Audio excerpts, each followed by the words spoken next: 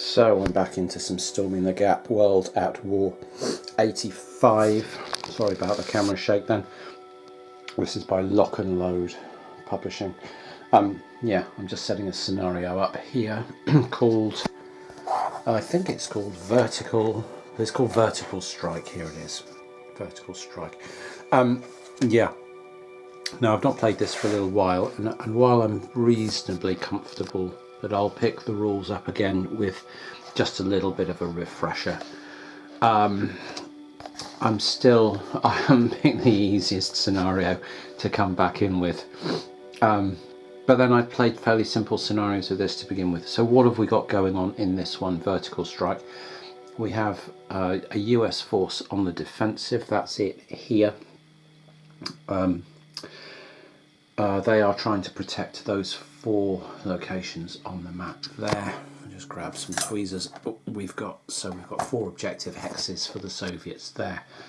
That's the north map edge over there, east over here, south and west. We have got elements of the 11th Armoured Cavalry Regiment here. 2 platoons of M1 Abrams,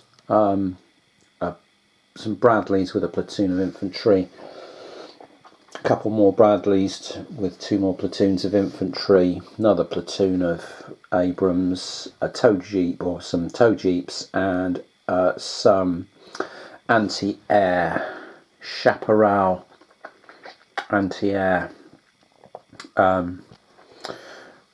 missile launchers. So good stuff here. And there's some squad weapons as well for this lot. They've got some Dragon anti-tank guided missiles, which I think are pretty terrible, or at least good but very, very close range, 434. And then they've also got some anti-air, some infantry Stinger surface-to-air missiles, 29 range, 3 dice, hitting on 4s. So they've got all this anti-air capability, or some anti-air capability I should say, and that's going to be useful because what's happening here is that the Soviets are attacking with firstly a guard tank regiment with 10 platoons of T-80s, backed up with their own anti-air and some self-propelled artillery. And then they've also got this is a Airborne battalion, so they've got 7 platoons of infantry and a 82mm mortar platoon coming on in all these helicopters. Okay, as a sort of airborne behind the lines strike. So what happens is the Soviet player has to pick an objective that that airborne assault is going to try and take. And I've done that at random. So I got some cards with A, B, C and D on, and I randomly drew one, and I haven't looked at it. So I don't know what the Soviet objective is. And the reason I don't know is that I now have to set the Americans up. And one of these groups sets up around one of the objectives, and the other one gets to set up more freely. So now I've got to do that, and then I've got to think about what either player is going to try and do. As I say, this isn't easy given that I'm not totally sure of the rules, so I need to check the helicopter rules, I need to check the landing and unloading passenger rules, I need to check the sort of line of sight rules for when you're flying nap of the earth to try and stay low and not get shot down by surface-to-air missiles. I need to check, there's also quite a lot of artillery in resources, so the Americans have got some 3 lots of high explosive artillery, but they've also got some of this, what's it say? DPICM, dual purpose improved conventional munitions. They've only got 1 lot of that, but I have no idea what it does. And they've got some artillery deployed mines as well. No idea what they do. and the Soviet players got 3 chemical strikes. No idea what they do. So I've got to check the rules on all these different artillery munitions. As I say, I've got to recheck all the rules for helicopters, and then I've got to think about how to set the Americans up. The Russians also have a couple of these Mi-24 Hinds, and the Americans can look forward to the arrival of at least one unit of A1H Cobra helicopters, but that's not until turn 6. So there it is, quite an involved setup for a game that I haven't played for a little while. And largely I remember it, but you have to get it's all the nuance of all the little details, and like I say, what levels helicopters are flying at in different modes, and like how the lines of sight quite work. All that kind of stuff has to be got right, as well as obviously unloading the passengers. The rules of these are quite interesting in that the Russians, when they pick their target, which as I say I've done by random, they then aren't allowed to land with these. They either get shot down by anti-aircraft fire, or they have to get within 3 hexes of the deployment zone, of the target zone, and then try and land, and then they're free to act. So it could be an absolute turkey shoot, depending on where they've randomly picked, and where the Americans semi-randomly set up. So yeah, let's give this a try. So here we are. I've set the Americans up. We set this Bravo section of the Armoured Regiment up around this B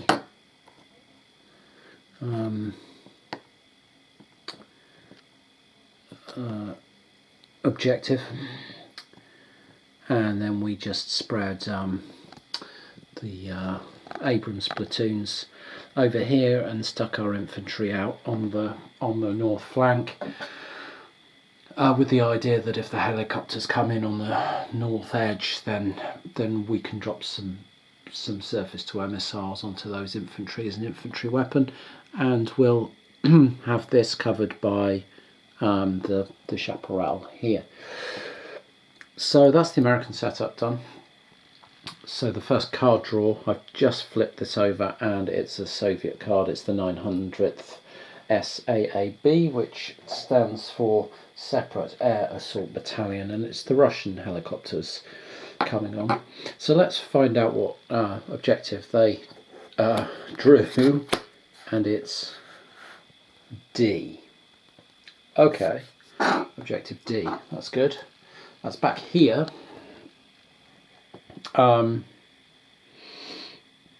Right.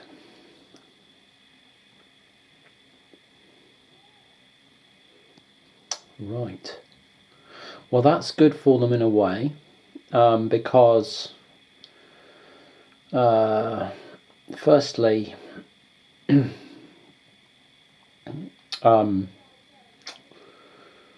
it's across this river, which otherwise might be quite hard to get across because the only bridges are here and here. So that might be good for them. And secondly, it's not this massively well-held American place there. And thirdly, this A, you would expect to be sufficiently far forward that the Russian tank battalion can take that, or the Guards tank regiment can take that. So yeah, actually C or D would have worked well for them, and they've got D. So that's great. So now we've got 8 helicopters to work out how to move. I think they're going to fly nap of the Earth. And that gives them a move of 12. And what it looks like we might be able to do, therefore, is fly nap of the Earth down here. Something like 1, 2, 3, 4, 5, 6, 7, 8, 9, 10, 11, 12.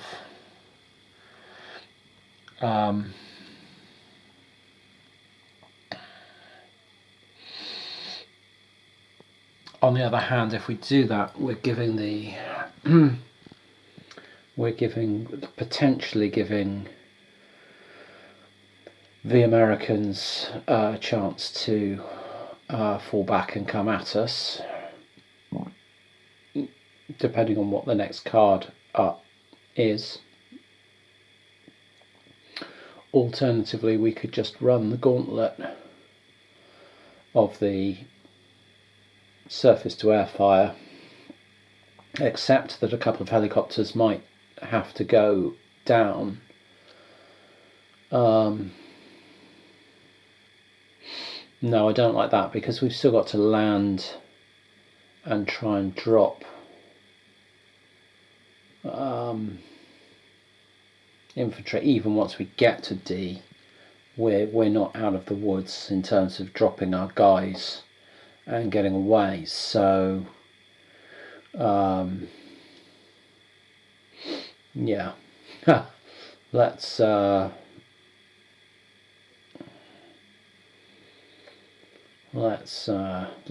nap of the earth the way I was thinking and see how bad it gets from there. Okay, first mistake by me for the Americans here. Units like this with a blue firepower and a blue range are missile armed anti-aircraft units, and they cannot fire at helicopters flying nap of the earth. Neither could the Stinger surface-to-air missiles that the Americans have as infantry weapons, and that meant that the Soviets came on flying nap of the earth pretty much unimpeded. So there we have all the helicopters with nap of the earth markers and passengers on them, flying onto the board towards their destination. If we contrast just with, say, this Russian unit here, you can see that that's got a blue firepower number but a white range number, and so that could fire at nap of the earth helicopters. That's a sort of flat gun cannon style unit with a radar on it, that can attack, that's more versatile. It can fire at nap of the earth helicopters, although it's got less range than the missiles and so on, and slightly poorer to hit numbers, but it can at least have a go. Anyway, the American technology over here has not interrupted the Russian plans at all. Let's see who's next up off the to act, and we have a new card. It is okay. It's the Americans. It's Bravo.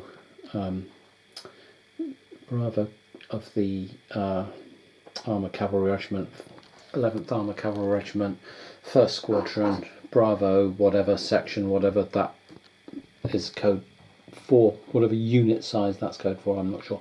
Anyway, it's this group here, and they've got an activation to work out what they're going to do with news of a large number of Soviet helicopters approaching. Oh dear.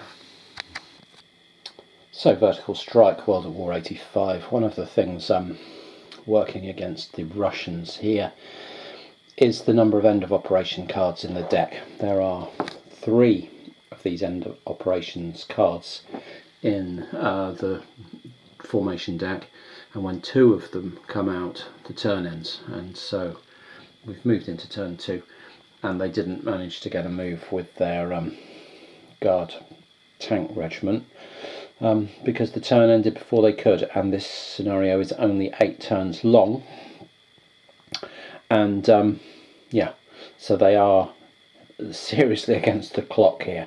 They do significantly outnumber the Americans, but they are going to have to get a shift on because they win if they take all 4 objectives, but anything else is a US win. So they have to take all 4, and that includes every hex of this town that the Americans have chosen as their defensive sort of key defensive position. So yeah, not looking easy for the Russians here, even though they've got lots of stuff on the board. So they did get 2 activations with their airborne battalion, and their helicopters are now sort of in position to land and drop off all that infantry if they get an activation. However, we've drawn the first card this turn, and it's the Russian Guard Tank Regiment. They've got their two hinds on the board. You can just see the one off in the distance and this one in the foreground. So we've got a Guard Tank Regiment to bring on, and we've got to get on with it. So kind of niceties might kind of get forgotten here, as the Russians charge forwards, needing to just get into combat, and if they have to take some shots on the way in, so be it. Well, having just raised the prospect of the Russians not getting enough cards and seeing too little activity with all the end operations in the deck, here's what happened in turn 2. We drew the Russian Guard Tank Regiment activation, the Russian attack helicopters. We got a battlefield event which didn't do anything. It reinforced a damaged HQ, and no one had any damaged HQs. We had an end operations. The Americans got their one single activation with the first squadron, Alpha part of the first squadron of that armoured cavalry regiment, just repositioning a bit. Then we got the Russian Airborne, then we got the Russian Airborne again, and then we got end ops. So the Russians outperformed the Americans by 1, 2, 3, 4 activations to 1 there, which is quite an unusual event in this game. Usually things are stacked just slightly in favour of the NATO American forces in terms of command and control. So usually the way it works is the Russians get the numbers and the NATO forces get the slightly better tech and slightly better command and control. But it has to be said that in this scenario it's not like that at all. The Russians have got 5 cards in the deck, and at the moment the Americans have got 4 until their helicopters come on, when they'll go up to 6, but they've not got a huge advantage in those terms. So where we ended up on the map was the Guard Tank Regiment on the board. The helicopters I'd messed up. They were hoping to go into hover mode and fire, but I put them in the wrong places, so they were too low when they went into hover mode to have shots, so they had to reposition. And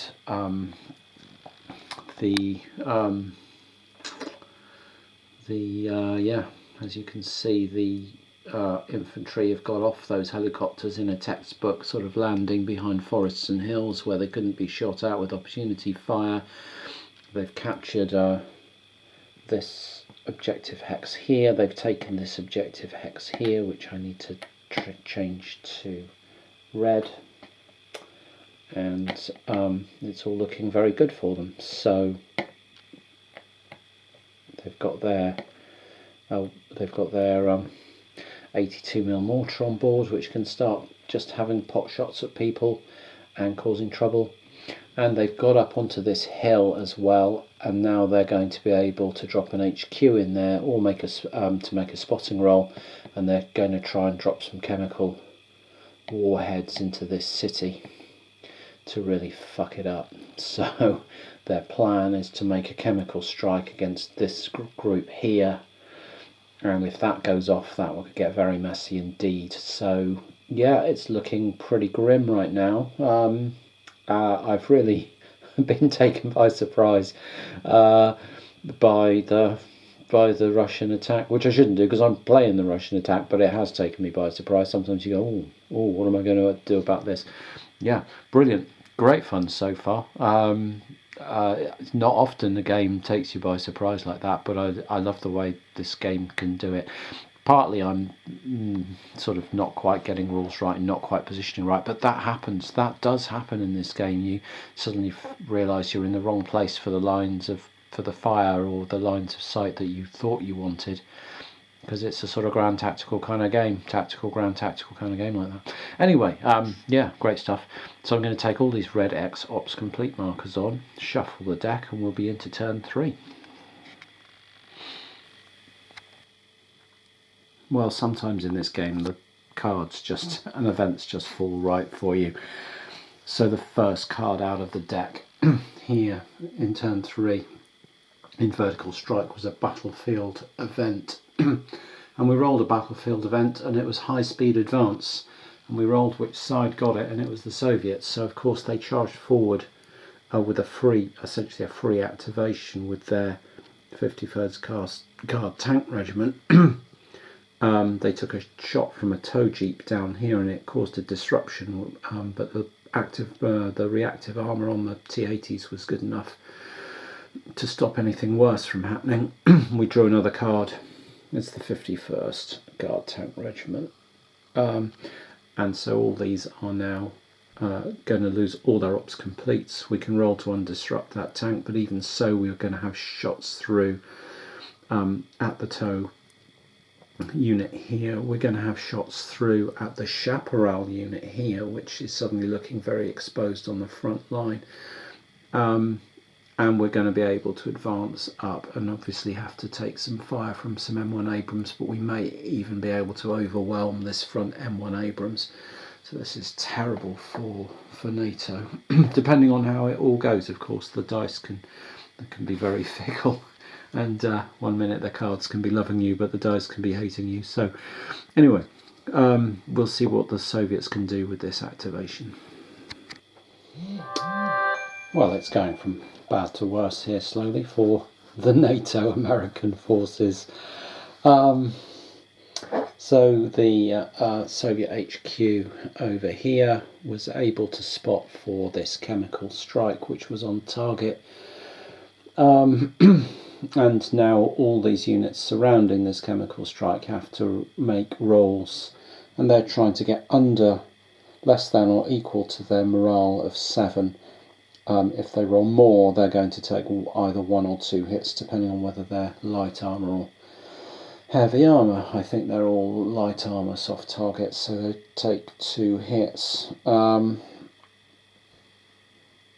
No, heavy or light armour takes 1 hit, anything else takes 2.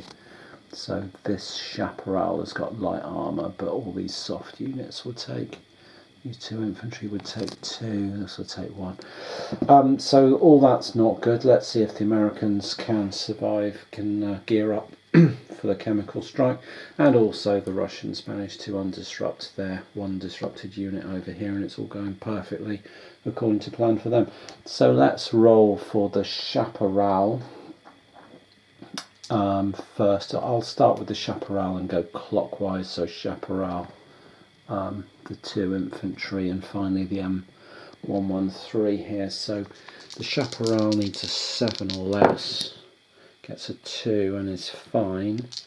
The 1st infantry gets an 11 and takes 2 hits. The next infantry gets a 9 and takes 2 hits. And the Bradley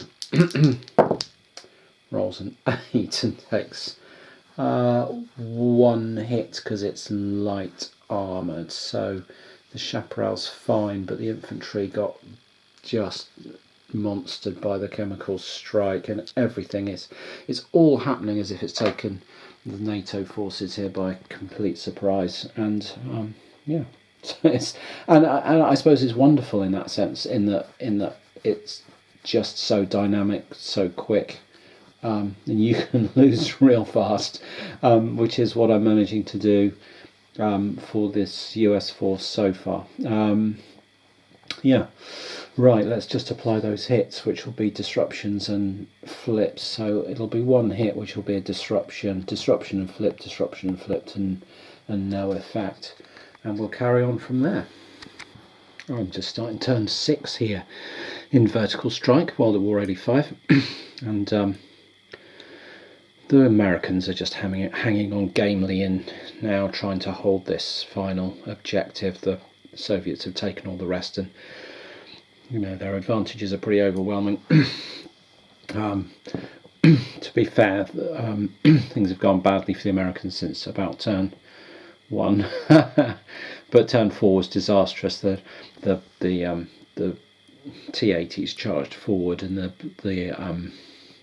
fire against them was ineffective, just the odd disruption, but no real casualties or anything. And the return fire was a bit messy.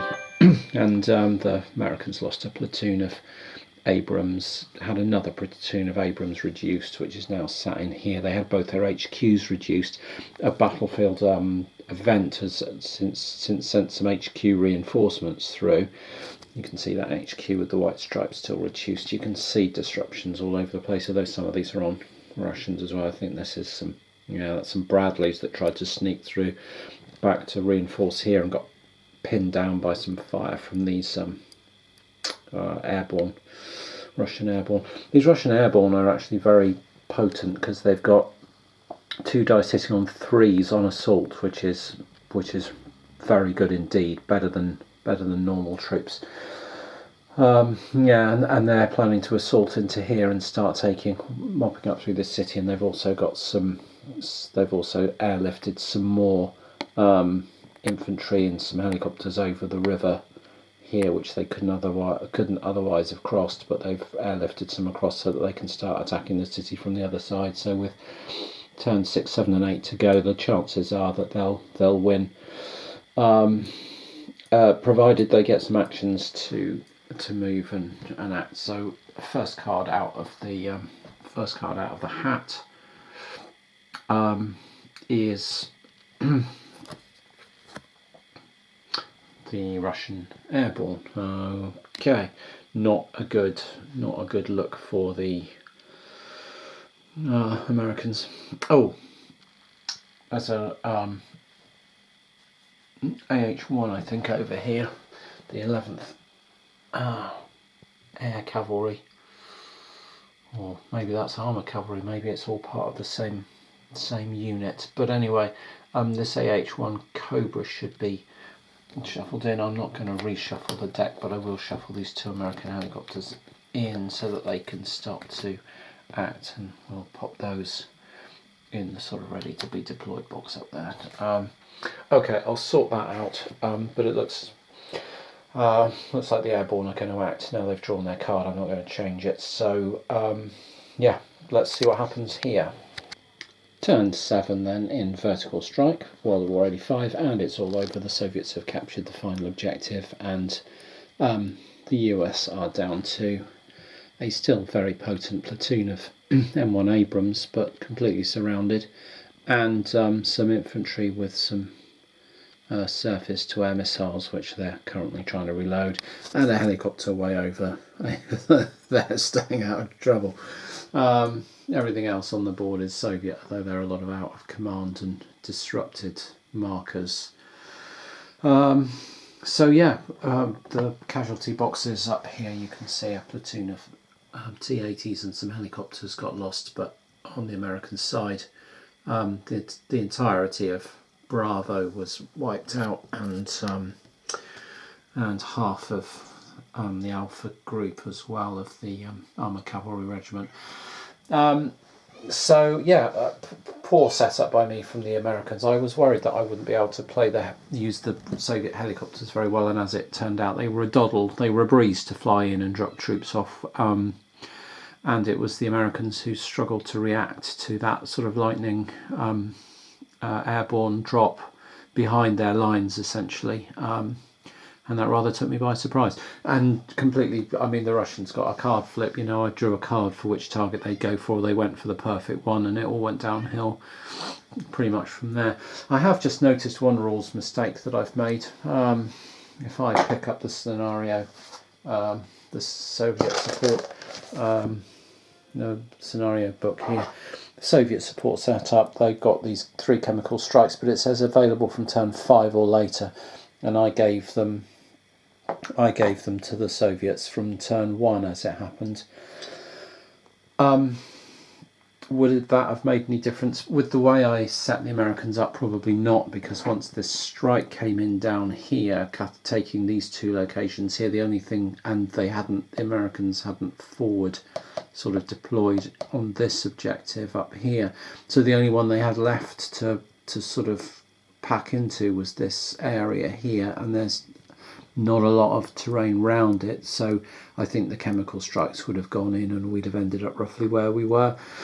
Perhaps a bit later though, and it might have been all a bit more all a bit more time critical for the Soviets.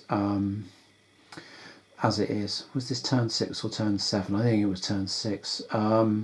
As it is, they've captured everything with a couple of turns to spare. Those chemical rounds did do quite a lot of damage, though, to the defenders in this objective. So, yeah, maybe moving them back to turn 5 would have had an impact. But I think I could have had more of an impact by defending more carefully. I'd forgotten. I haven't played this for a little while. I'd forgotten how fragile the NATO forces are. So, by which I mean, they don't get very many units. You can't afford to lose them. If you lose them, the ratios just tilt so heavily against you that it's hard to recover. So, the Americans here had 3 platoons of M1 Abrams facing 10 platoons of T-80s. You're already 3 to 1 disadvantage. You lose a platoon and you're 5 to 1, and then there's just too much opportunity for the Soviets to just draw your fire and then rush you and blow you up. And that's pretty much what happened here. On turn 4, the Soviets got a couple of activations. I think they got a battlefield event that gave them a free activation. They rushed forward, then they immediately drew their card, and boom, they were in amongst the M1 Abrams, and that finished as a contest. Although this platoon of Abrams did put some cracking shots into this hill and sort out some of the T-80s over here. There were just too many other platoons roving around for them to be able to deal with. Yeah, I love this game. I really enjoy it. And I think the next in the series, Blood and Fury, featuring the British, is due to go on Kickstarter fairly soon. I heard February, whether in the current economic and COVID climate, who knows, but I heard it was sort of kickstarting soon, and along with some other World at War-ish stuff. I think there's another scenario. Is it the French one? I don't know. And I think there's a naval game as well based on the same system, all of which looks intriguing. I'll certainly get the British scenario pack game thing and look at the others as well and make a judgment on those. But I love this game, this system, and I will probably set up the next scenario shortly, which is featuring West Germans against Soviets. So this should be fun. It's called Tripwire, and it's got some West Germans with, what have we got on HQ? Some infantry, a couple of Marder 1s, Jaguar Lukes, and some Milan anti-tank guided missiles. We've got half a 5 T-80 platoons, so essentially half a guard tank regiment, and some artillery support. Okay, this all looks good. Oh, and the Soviets have the initiative, 8 turns. It's not night. Okay, let's take a look at this. It's going to be fun.